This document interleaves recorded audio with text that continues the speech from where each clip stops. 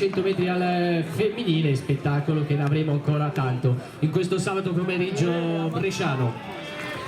Partita la prima delle tre serie per quanto concerne i 500 metri al maschile, che vedrà in terza serie la presenza di atleti di fama nazionale. Vediamo l'atleta dell'Atletica Lecco Colombo Costruzione, Lorenzo Forni, come da pronostico, atleta sub 1,55 sul doppio giro di pista, la prima apparizione per quanto riguarda i 500